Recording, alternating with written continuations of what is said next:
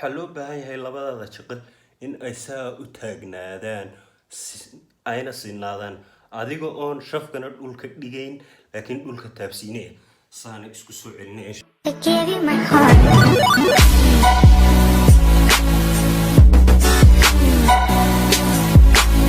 warahmatullahi wabarakatuh asxaabta qaliga meel kastoo daafaca caalamka ka joogtaan waa anigoo ah Khalid Cabdi Xasan.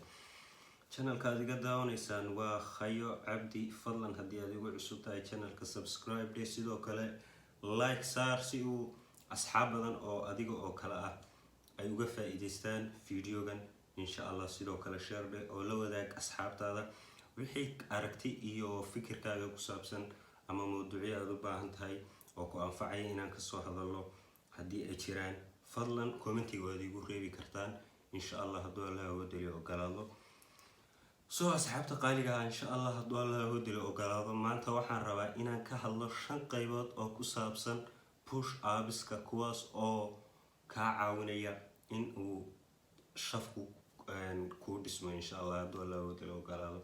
5 qaybood ayaa rabaa maanta in aan soo bandhigo oo ku saabsan breastiga ama shafka ama chestiga sidoo qof kastaba u yaqaan insha Allah hadduu Allah wadaliyo ogolaado.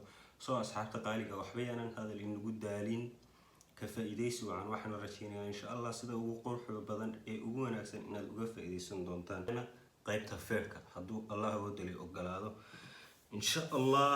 inkasta oo ay fududayn military push upsku haddana laakiin insha Allah waxaan jeclahay inaad ka faa'iideysataan oo isku daydaan insha Allah. adiga oo garkaaga soo taabsiinaya dhulka, labadaada jiqilna ay noqonayaan kuwo sidaa u taagan had iyo jeer.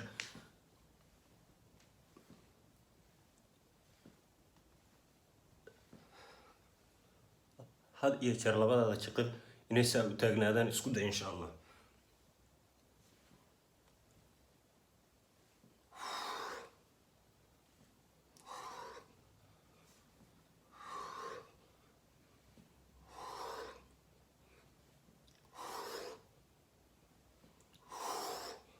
waxaa loo baahan yahay labadaada jiqil in ay saa u taagnaadaan ayna sinaadaan adiga oon shafkana dhulka dhigayn laakiin dhulka taabsiinaya saana isku soo celinaya insha Allah.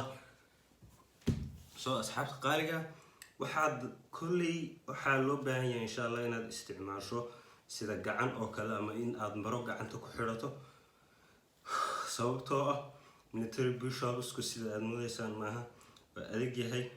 mideeda kale wuxuu kuu kalifayaa haddii aad gacmaha adoon waxba isaga dhigin aad ku samayso in ay inay gacmaha intaa hore gacmuhu inuu dubku ka dhaco insha Allah. iminkan hadduu Allah wadaliyo ogolaado waxaan isku dayi doonaa qaybta labaad oo aan ku samayn doona insha Allah dumbbellska. soo qaybtan ayaa waxay noqonaysaa in aad labada dumbbell aadan aad usii kala fogeyn laakiin masaafo yar ay u dhaxayso, sababtoo ah masaafadaas waxaa loogu talagalay masaafada yar marka ay u dhaxayso shafkaagu wuxuu noqonayaa mid saa markaad aad gacmaha saa tiraahdo saa isugu cugsato insha Allah wuxuu noqonayaa mid oo shafku mid si fudud ku dilaaca oo si fudud ku kala qaybsamo insha Allah. iminkana labada dumbbells waa kuwaas, masaafada u dhaxaysa eeg waxba maaha, intaasaa u dhaxaysa. soo insha Allah iminkana tanaan isku dayi doonaa adoo shafkaaga labada dumbbell taabsiinaya insha Allah. shafka markasta labada dumbbell taabsii saadheh qayb kasta oo aad sameynaysid waa inay labadaada jiqil ee garbuhu saa u taagnaadaan ee gacmuhu insha Allah.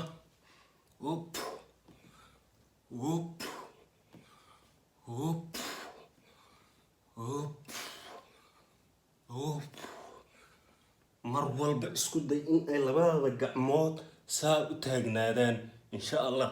haddii ay noqoto military push up, haddii ay noqoto bushab caadiya insha allah haddii ay noqoto kuwan hoose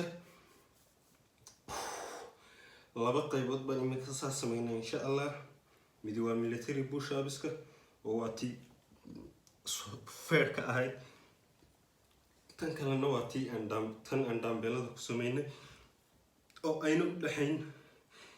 loo baahan yahay inaadan u dhaxaysiin wax saa usii badan oo masaafo ah, keliya ay u dhaxayso inay gacantaada yar keliya tamari karayso.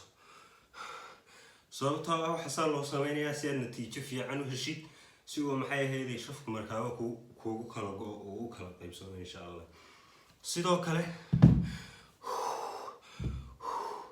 sidoo kale imika waxaan sameyn doonaa insha allah, tan waxaan sameyn doonaa wide hands mid la yiraahdo oo ah iyagoo gacmaha u kala fog yihiin, iyadoo labadaada gacmood saayiin iyadoo adoo labada dhaambeel kala fogeynaya, iyadoo labada dhaambeel saa u kala fog yihiin.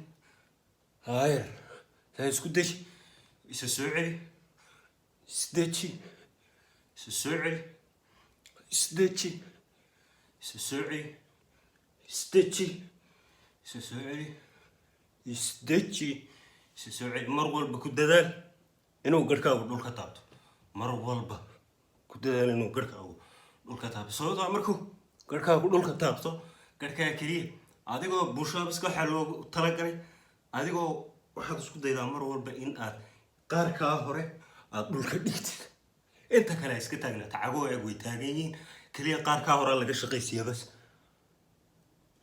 eeg qaarkaa hore insha allah waxaan rajaynayaa in aad sida ugu quruxda badan uga faa'iidaysan doontiin, aad natiijada degdegaana heli doontiin insha allah. imikana hadduu ilaah allah waddan ogolaado waxaan imikana sameynaynaa inagoo adeegsanayna kubadda basketballka insha allah hadduu allah waddan ogolaado, taasi oo ah inay gacmahaagu aad iyo aad isugu dhawaadaan. gacmahaaga oo saa isugu dhow inaad samayso eeg op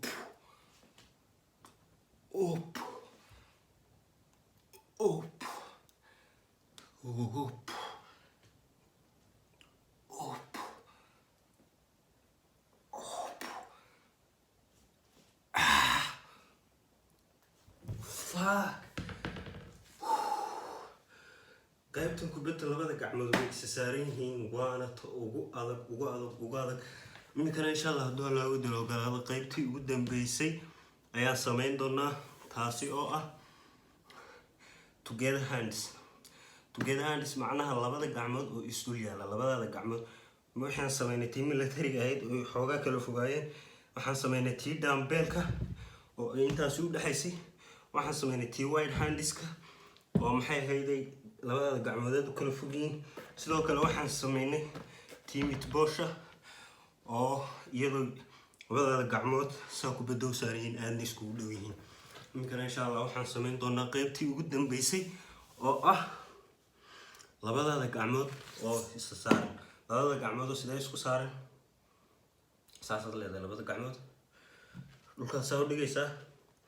waa inay labadaada gacmood saa labada suul waa inay saa isku haystaan, labada gacmoodna saa isku haystaan v insha allah. waxaanad eegi doontaan qaybtan xitaa waxaa ku jirta bicepska labada dambe.